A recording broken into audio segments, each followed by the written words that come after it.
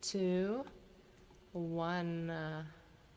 Hello, hello. Welcome to another episode of Tomes and Tunes. This is episode 15.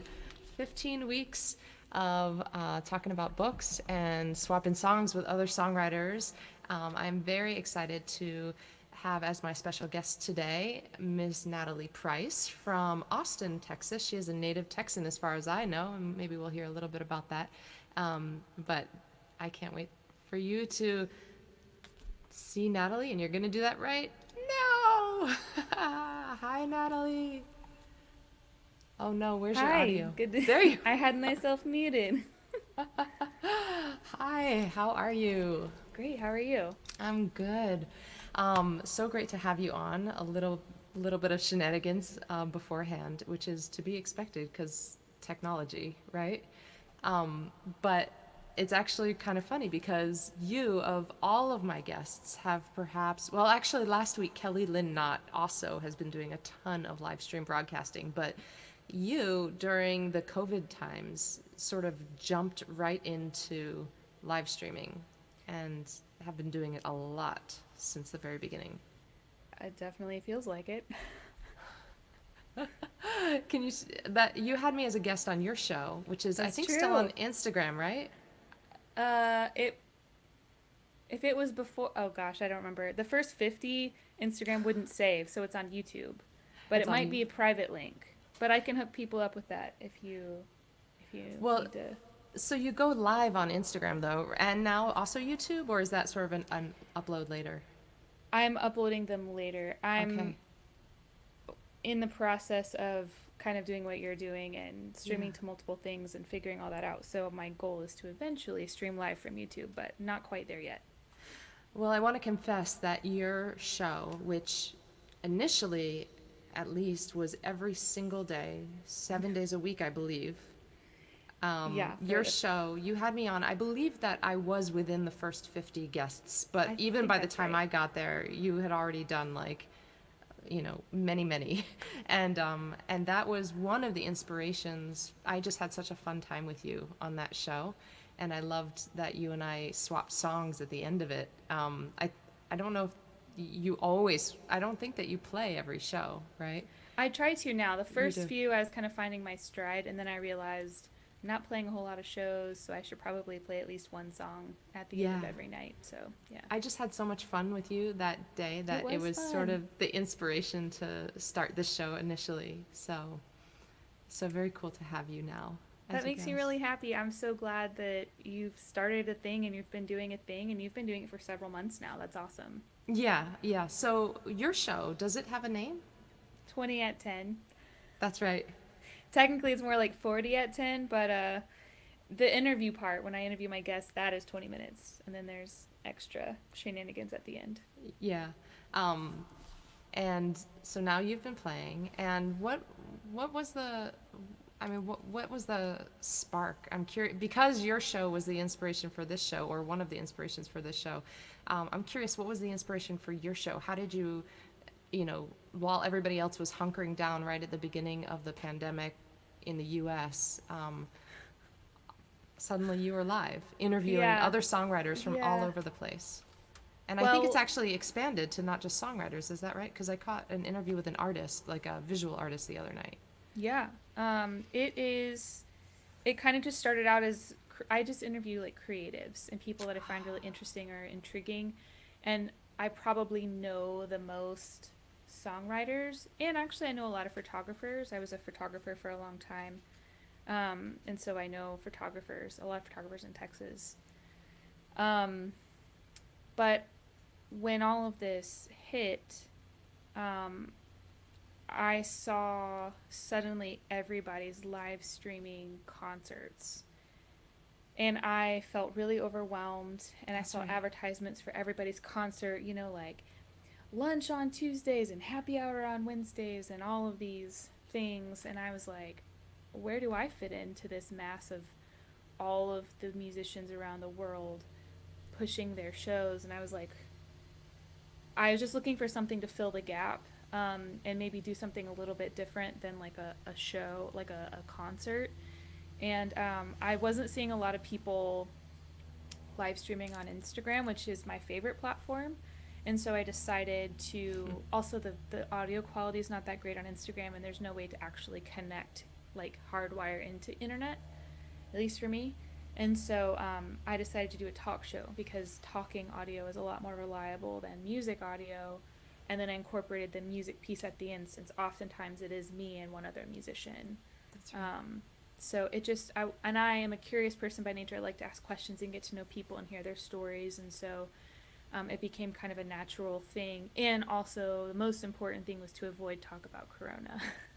I just wanted like a 20-minute break at the end of every night where we're not thinking about Corona and talking about Corona, because everybody else was talking about it, and I was just really sick of hearing about it and sick of, I knew it was a big deal and I knew it was bad and I knew all this, and I was like, let's just take a break for 20 minutes every night. So that's where it came from. That's right.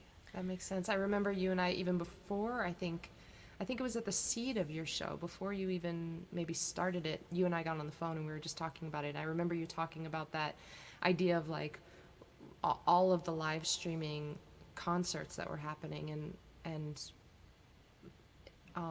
we were sort of talking about like, what as artists can we offer, and is it just a lot of noise, or Right. you know, who is the audience, and what is needed, as what kind of offering can we put out in the world.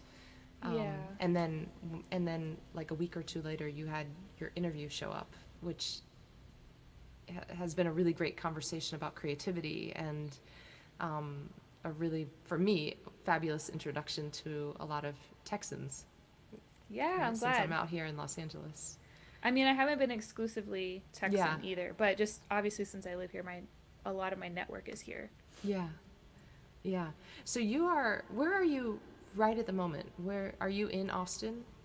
I'm in Austin, in the blue corner of my bedroom. Very nice. With a shirt to match. Yeah, yeah. You got to change your outfit depending on what corner you're in, I mean, I definitely changed right before the show because it's a show. this top's a little cuter. So you and I met in New Orleans, actually. We did. And we met in a hotel room, which sounds very That's sordid. true. But we were roommates for the Folk Alliance conference this past January. And we ended up staying up till 2, 3, 4 in the morning. I think 4:30 was maybe my tops, but I have a feeling yours went to dawn and maybe beyond. Oh no, it did. I definitely No? slept every night. There's no Okay. way I can. I've never been able to pull an all-nighter. I just cannot do it. I'm physically incapable of doing it, so I just don't even try. Yeah, I remember us definitely up pretty late though. We were up late though. Yeah, with Grace, and just like laughing, and also, but it wasn't just, I mean, it certainly wasn't a party room. It's, you know, it was like teas and fruits. Pho. Yeah, and pho, that's right. And it was really, this I think was one of the other inspirations for this show, actually, was because it was just such an awesome thing to be in conversation in these hotel rooms with you and with Grace, and just like staying up and talking about, you know, what it's like to be an independent musician, what's it like as a songwriter, you know, both on the business side and on the creative artistic side, you know, so that was kind of the conversation as it started. I want to ask you a very important question. All right, shoot. Have you been reading anything lately? I have. What kinds of things have you been reading? Well, most of the books on my shelf are not fiction. And I wouldn't call them high-level reading either. But most recently, I've been reading a book called Sex, Lies, and Handwriting. Oh. And then on the other hand, I also, I don't know, I feel like this sounds weird. I'm starting to get to a place where I'm kind of starting to collect children's books because I have a lot of friends having children. So I like to have books on hand to give away. But I recently bought this children's book, The Emperor's New Clothes, Oh yeah. because I'm Who- finding what Who illustrated that version of the? Virginia Lee Burton actually. She Okay. did one of my favorite. I've been collecting her books specifically. She did Mike Mulligan and the Steam Shovel Mary Ann. That's one of my favorite childhood books. It's just so like well written, and it was written in like 1910 or something, and it still captivates children to this day. And it's talking about steam shovels, arguably technology that does not exist anymore. But it's just she's to create something, a fictional story about technology that no longer exists, and still captivate the minds of children today who have phones in their hands. Like, I feel like that is a really great writer, you know? So, those It's are, all in the story. yeah, those are the recent purchases I've made. A lot of my intake is audio these days. Yeah. I was subscribing to Audible for a while, so I do have a lot of books that I listen to. But Yeah. as far as books, paper books in my hands, these few that I just showed you are the ones. And I'm super nerding out on this one. It's What is so that one? fascinating. What is that book? So Not heard of it's by Michelle Dresbold, and she is a handwriting expert, like employed by CIA and worked on top cases. And so she just goes into trying to find a good example of like just the different thing. I can't see what you can see. Yeah. Like Okay. just things you can tell about people based on things you can pick up on in their handwriting, which is super fascinating because it makes complete sense too. And she has signatures of, let's see here, she has Osama bin Laden's signature, Donald Trump, I believe Ronald Reagan, Ted Bundy, like all of these people that like famous people, and like the things that she can tell about them based on their handwriting. Wow. Fascinating. Ooh. Yeah, I'm intrigued. it's really cool. I definitely recommend it. And I recently started listening to a podcast called My Favorite Murder. Have you heard of it? I haven't. And it just is like these two comedians that kind of retell a true crime story. And oftentimes they're horrific stories, but they like kind of break up the tension with comedy. Or just like, they just are really great at breaking the tension. And so I hadn't read this since I started listening to the podcast, and it just brought a whole new level to it because this isn't just something you can tell about Donald Trump's handwriting. This gives you things and insights into yourself and your friends and your family based on their handwriting too, you know? And so I thought that was really cool.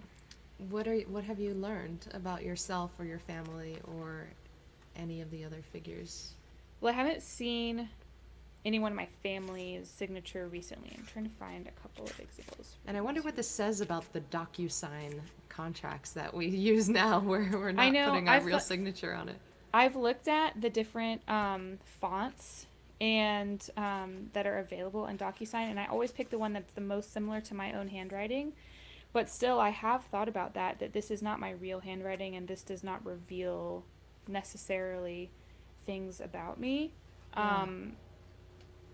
And like it would not be valid, I don't think, for a handwriting expert. But the fact that I do choose handwriting that looks similar to mine might Yeah. be a clue, you know? Yeah. Where there was a test for you to take. I just completed it. We love tests. I guess I read further than I thought I did. Okay, so one thing is like if you're writing on paper without lines is when I notice it happening. A lot of times it's hard to kind of stay in a straight line, you know? Where did it go? And so, so here's an example of like, I can't, like you've seen yourself maybe like scroll up the page or scroll down without intending to. Mm-hmm. Like if you scroll up, it tends to mean that you're in a more positive state of mind, and if you end up scrolling down, you're in a more negative state of mind. If you see someone's handwriting or your handwriting that is leaning towards the right. Let's see, is this leaning towards the right? Like, and that's how you're taught to write. You're taught to write with your letters leaning towards the right. I'm doing it mirrored for you. Yeah. So I guess handwriting that's more natural as it is how you're taught to write, that's supposed to mean that you're more emotionally available to those around you and or potentially an engaging person. Whereas kind of if like you're, leaning forward when yeah, you're like in leaning into conversation the with. conversation. And if you're straight up, you're more reserved. And if you're leaning back, it could even indicate being kind of reclusive. I'm sitting right here. This whole shelf here is my journals from all the years, for many, many years. And I can't help but think that sometimes when my handwriting goes up or down, it has more to do with the logistics. Like oftentimes I might, for example, don't tell anybody. If I'm sitting in traffic, I can have my journal out and I might just be sitting there and I'm not looking at the page, I'm looking at the road while I'm sitting there. I don't think that counts, you know. You know? But I get what you're saying, but Yeah, I think it's like yeah. under normal circumstances. Yeah. But Okay, look at, got it. I can't tell what you can see. Yeah. You see, these are both Ted. Yeah. Which one would you, which one would you say is the more outgoing Ted? Well, in the box A, that's probably what Yeah, she would and say, who do you right? think, yeah, who do you think the Yeah. recluse is? Yeah, well, or more just introverted in general. Yeah, the second box. Wants to stay hidden or wants to stay Yeah. invisible? Well, the first Ted is Ted Bundy. Oh, And the wow. second Ted is, where's his name?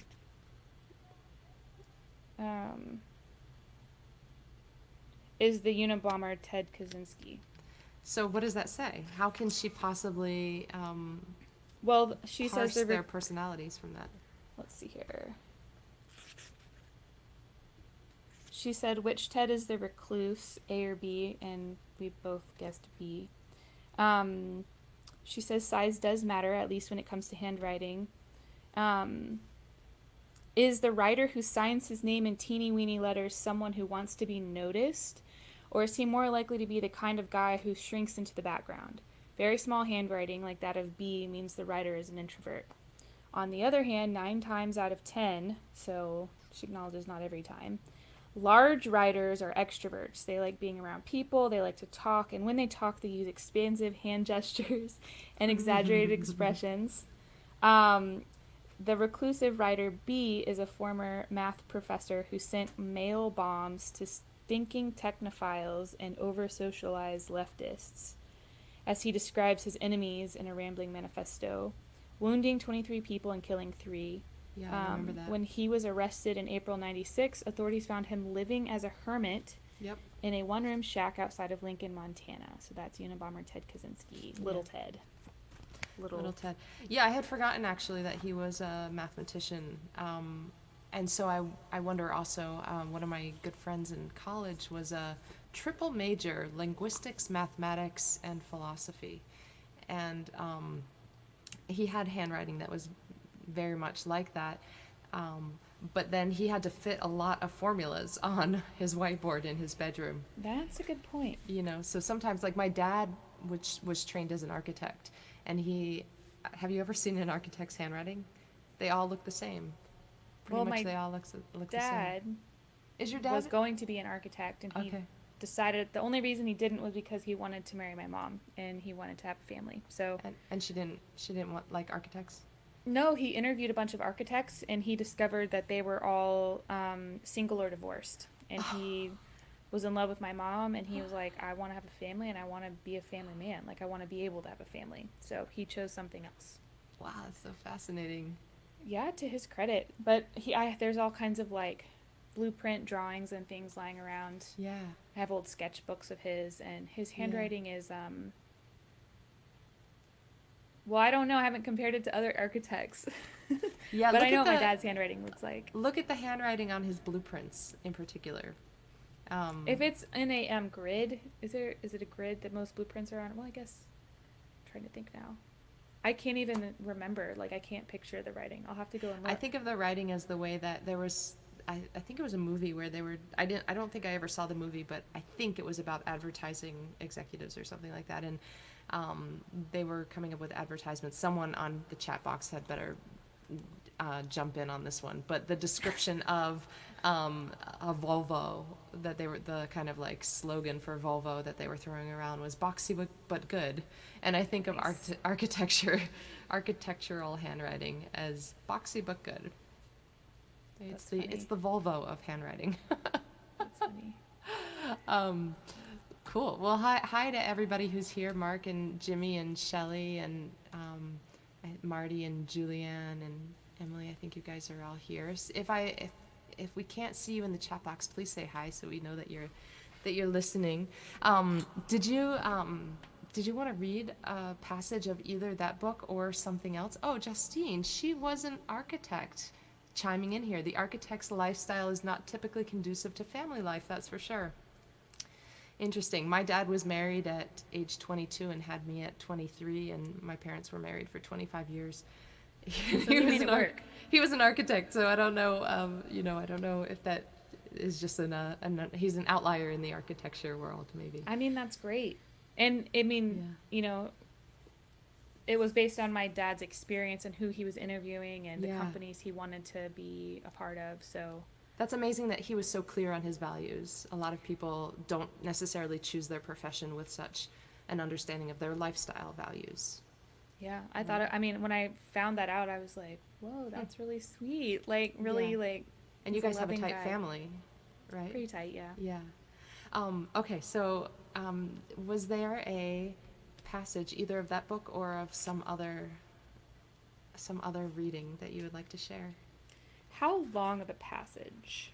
I don't know, like an inch, 2 inches, 5 inches. I don't know. Oh, yeah, I You can go read from that one. I've had people share a sentence to, a paragraph or two. Okay, this, I'll do, Justine, we can talk about architecture. We should probably talk about that sometime. I don't remember him working crazy hours. I'll Okay. do another comparative thing from this book just because it's really Cool. interesting. Yeah. Okay, so A or B, which of these writers is more nurturing? Oh, can you see between these two? I can't see the second one that well, so maybe just for that reason, I'll say the first one. Gosh, I can't. It looks very artsy, that second one, but I can't make it Is out. it blurry too? That sucks. Well, it's hard to tell. These loops at the bottom actually have jagged angles. Oh, okay. Just if you can't see it because I didn't think Oh. about it being blurry. But okay, so the answer is A, so not the angled one. The one that you chose, yes, A. Notice how A's writing looks round compared to the angular script of B. A gentle, non-aggressive nature allows a writer's muscles to relax and create curves. Notice that writer B's handwriting has absolutely no curves. Even the loops are made with sharp angles. When writers are feeling angry, determined, fearful, competitive, or challenged, their muscles tighten. So a writer who's driven, aggressive, or hostile can only create angles, not curves. Writer A was a gentle woman who dedicated her life to nurturing and healing the poorest of the poor. People around the world knew her simply as Mother Teresa. I'll let you see again. Oh, that's so cool to see Mother Teresa's handwriting. Yeah. Yeah. Writer B was a torturer and mass murderer driven by an obsession with racial purity. This is the writing of Heinrich Himmler, who headed Hitler's Gestapo and directed Germany's systemic extermination during World War II. I'll show that one again. Yeah. That one. Yeah. So just like the exercise was to like draw curls or angles across a page Yeah. and see, it's just a really interesting to see what is revealed about a person even just based on their handwriting. Yeah. Yeah, I've always sort of thought about that. I can't remember when I first learned that leaning to the left with your handwriting has more of a I had learned that it showed less confidence or like we were talking about at the beginning of this conversation, like a little more laid back reluctance maybe, or something like that. But I also wonder, if she has devoted her career to this, then, I'm sure that what she can compile into an engaging book for the layperson is one thing compared with the copious examples that I'm sure she has studied. Oh, right. At the same time, I just, I look at that and I think, well,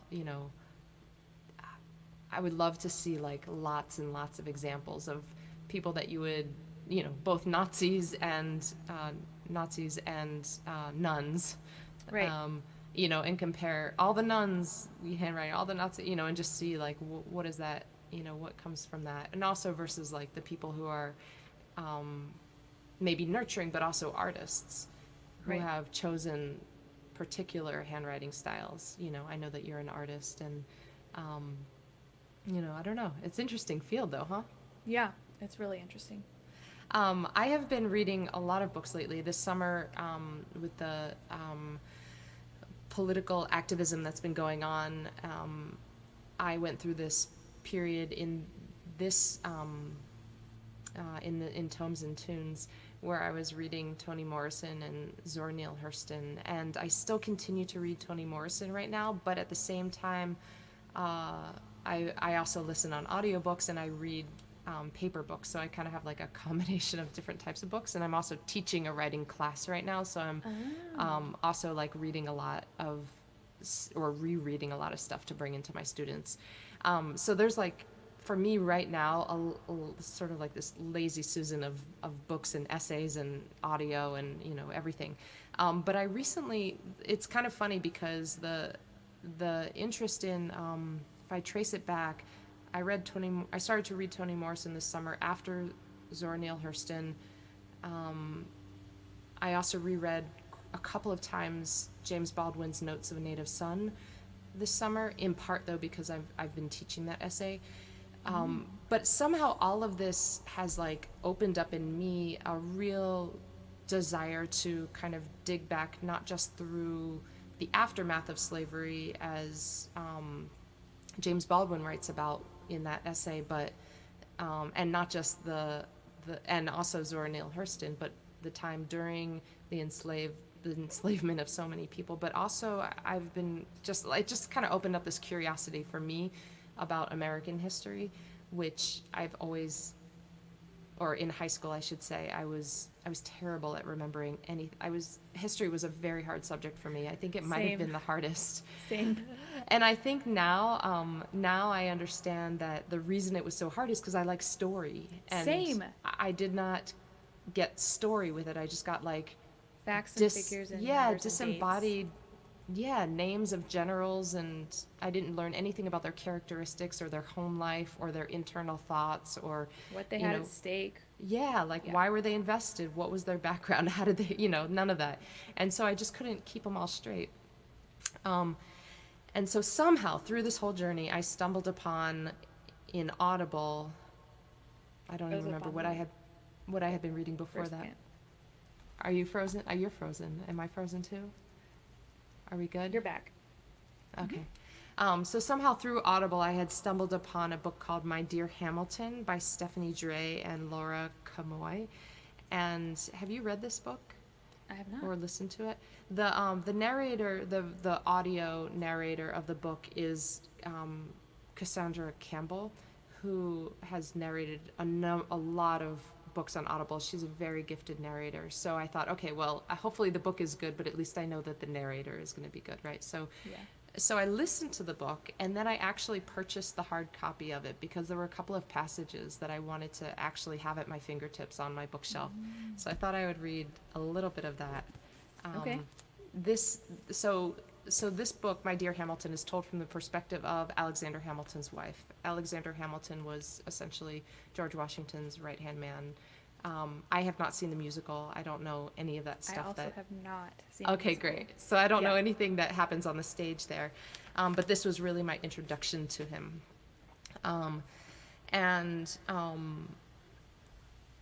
Alongside my introduction to him, this was also because this is historical fiction. So it is a work of fiction, but it's placed in history and researched and based on a lot. He was a a prolific writer, and so there's a lot of writing, but this was told from the point of view of his wife, and there was not hardly any writing of hers, not a lot anyway.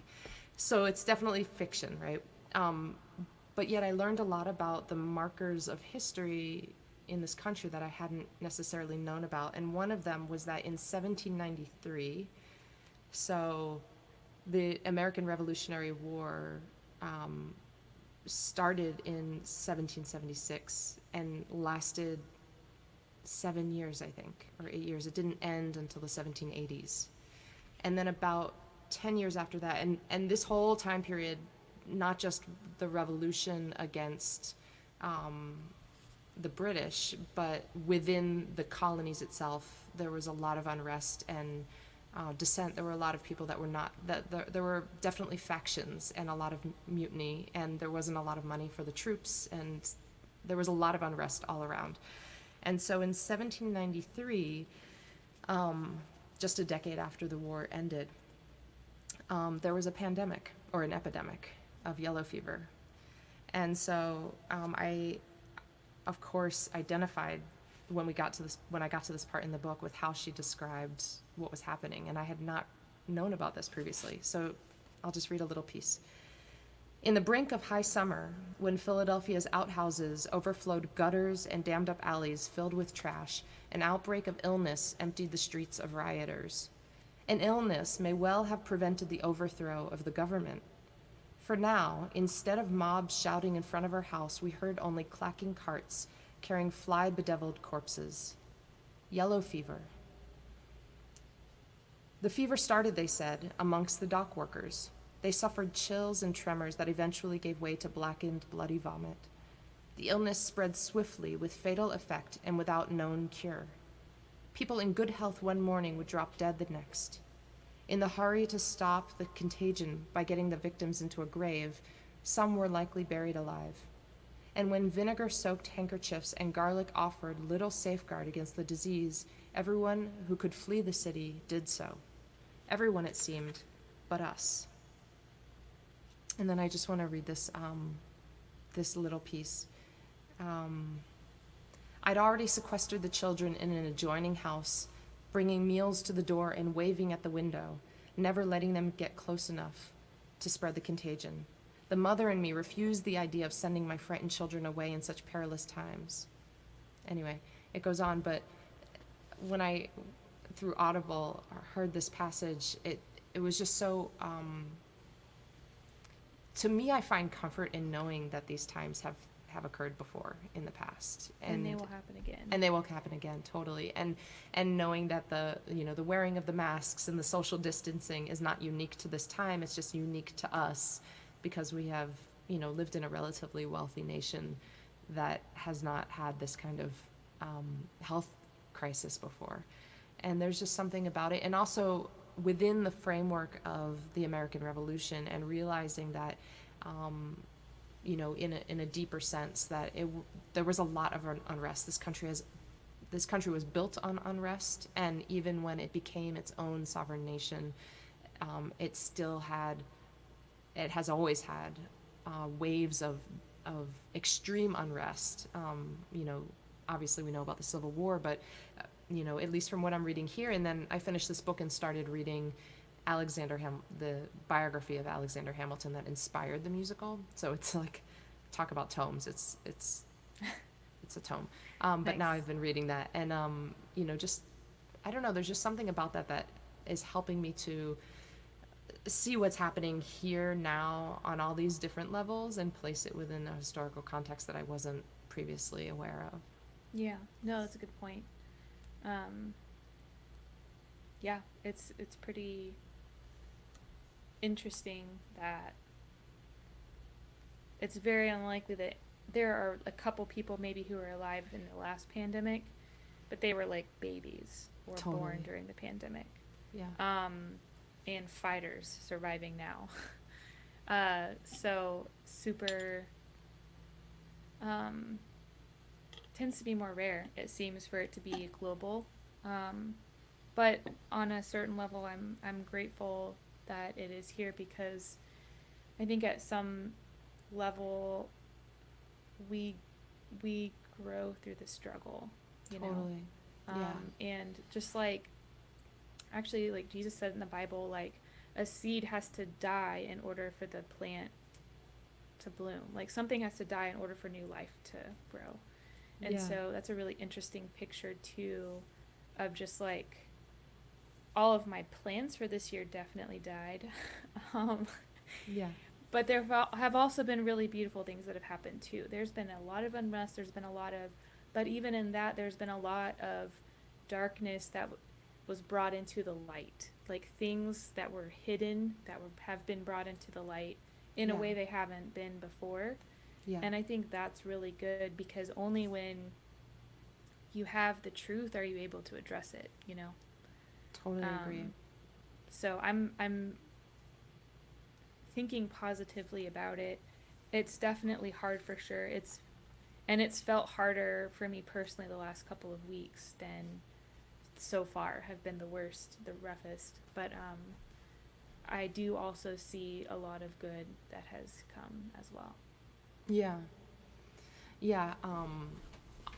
Similarly to that Jesus reference that you just made, the Hindu god Shiva, who represents both destruction and creation. And I'm always reminded of that, that archetype idea that, you know, for anything new, something dies, something's new, something dies. How's your, are you having audio or video problems right now? I think maybe my computer just got overheated. Like I'm hardwired in and everything. Yeah. But it's a little unusual. I'm plugged in, Margaret, so as my friend says. I don't know if Mercury is in retrograde, but so what I'm really looking forward to now is once you get yourself set up, if you would share a song, I would love to hear one of your songs. All right. Yeah. I'm just double checking it. Maybe it's just my screen is bright and just working extra hard. Poor laptop. Been through so much. I know, I think about that myself. I actually got like a different laptop I got it for running at live shows to incorporate some additional lights and tricks and stuff. Oh, cool. And I was going to use it today, and then like I didn't realize I don't have email installed, I don't have Chrome on it. Like I don't, it's just, oh, wow, all right, I guess I just don't have it set up all the way, but. All right. Is there a prompt for which song to play, or just go for it? Yeah, whatever you want to play. All right. We'll do Bones in the Dirt.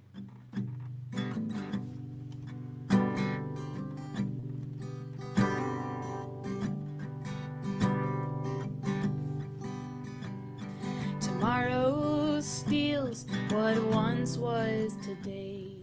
Blessing that you once gave, you now take. Now there's a void like an empty quiver. You showed me that I love the gift, not the giver. Oh, how this heart has failed me again. I've fallen into a terrible sin. I've been asleep when I should be awake, pretending I'm good for my very own sake. 'Cause I love the things of this earth, things that decay like bones in the dirt. It's clear set on setting me free. I can only be saved if it's you saving me. I can only be saved if it's you saving me.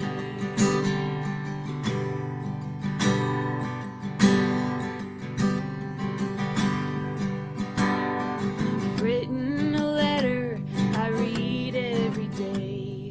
The truth keeps me on your narrow way. You know I'm a rebel, a cheat and a fool, a wandering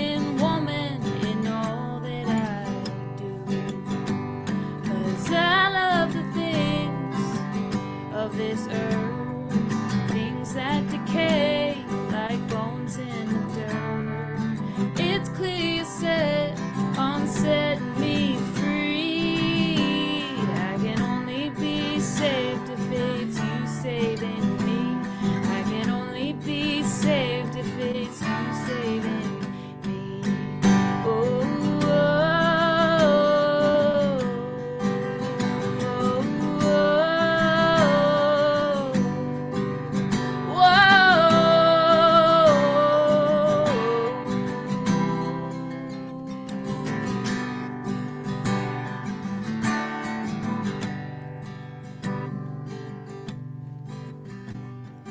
you give me strength when I am afraid. You're the light in the darkness when I lose my way. I cling to the promise you'll carry on, freeing your children and bringing them home. Oh, but I love the things of this earth, things that decay like bones in the dirt. It's clear set on setting me free. I can only be saved if it's you saving me. I can only be saved if it's you saving me. Oh,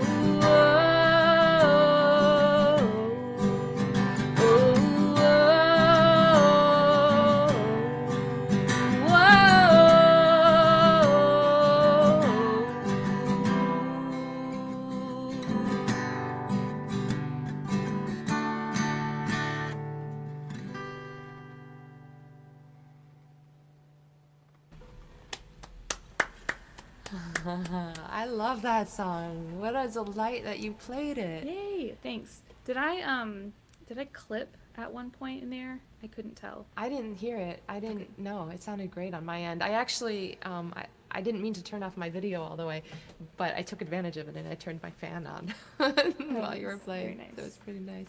Oh, I really like that song.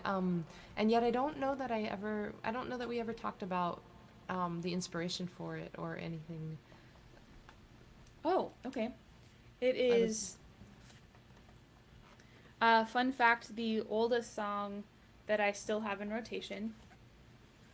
I wrote it back in 2012, I think. And it was like day 5 or 6, maybe, in a 7 songs in 7 days challenge. And if you've ever done a challenge, a certain number of songs every single day, or a certain number of days where you play a song or you write a song every day, you get your easy ones out like by day 3, 4, and then you have to start digging real deep, because all your good ideas are gone, or what you feel like your good ideas are.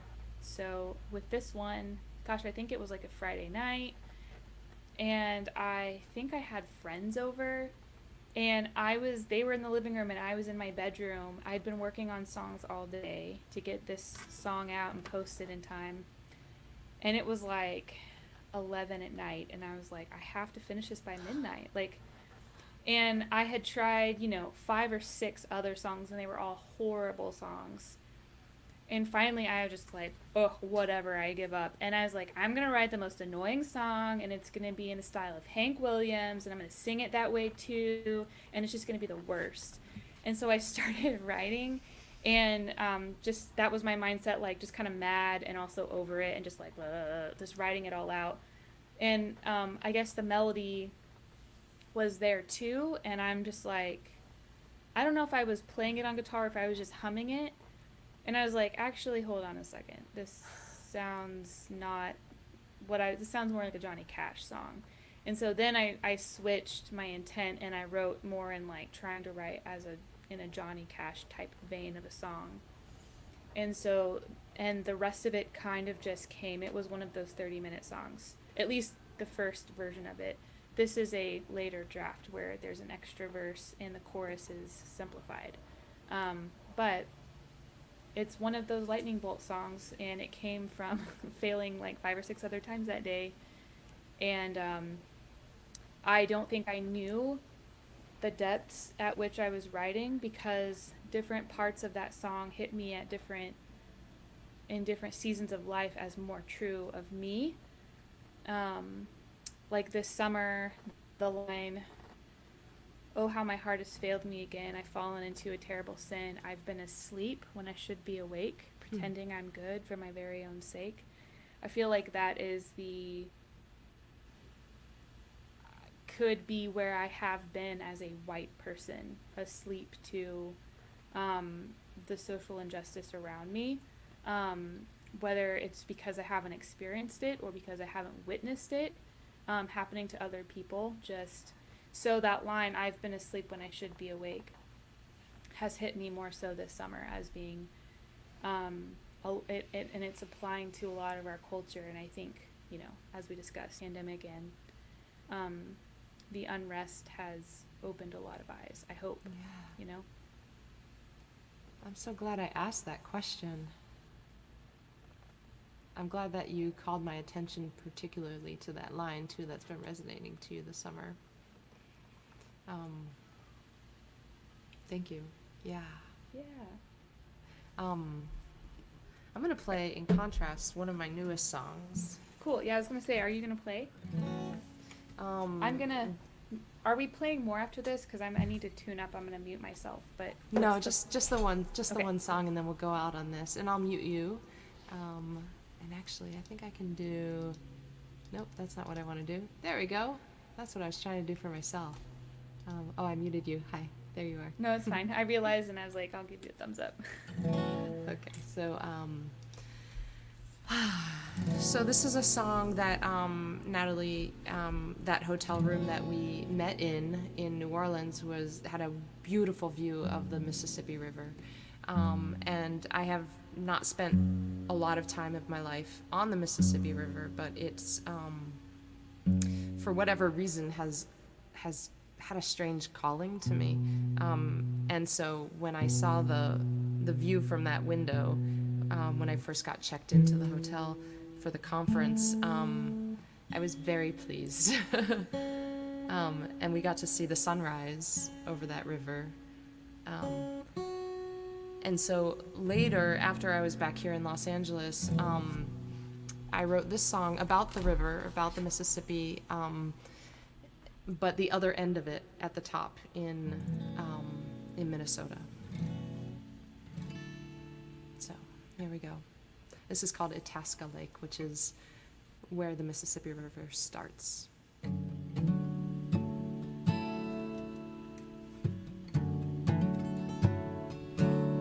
Bowl of dirt, a drop of rain. Of the 12,000 lakes in Minnesota, only one let the edges give way. One step wide, you'd never guess that the great mighty Mississippi had its start in so humble a nest. Like water flows, I wanna have faith.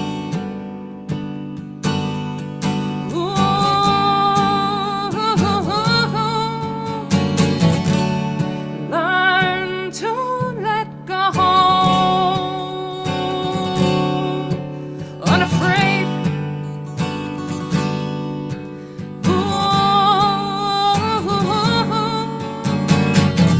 Like the soft edges where the shore gives way, I wanna have faith. Like the grand Mississippi flows from Itasca Lake.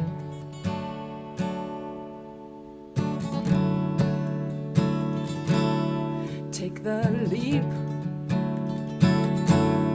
that's what you said. So I followed that crooked, humpbacked road till I found the riverhead.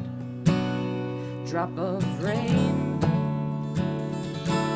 a mighty dream. When you follow that river all the way up, you start to understand extremes. Like water flows, I wanna have faith.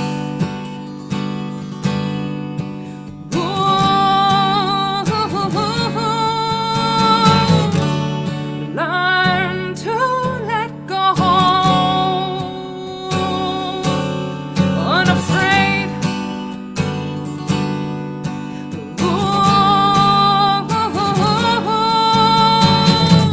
Like the soft edges where the shore gives way, I wanna have faith. Like the grand Mississippi flows from Itasca Lake.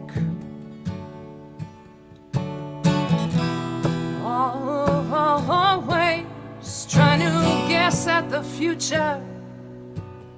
And if I bet it all, will I come out the loser?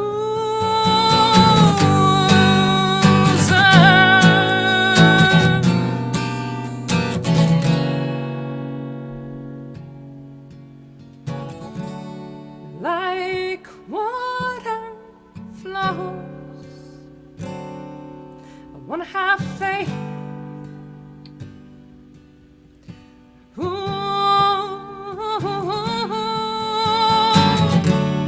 Learn to let go,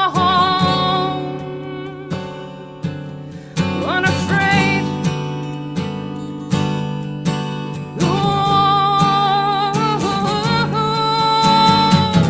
Like the soft edges where the shore gives way, I wanna have faith. Like the grand Mississippi flows.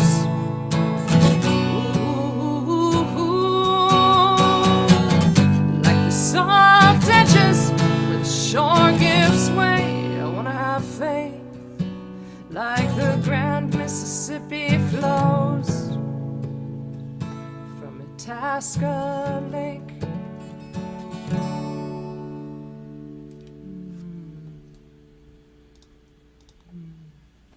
Yeah.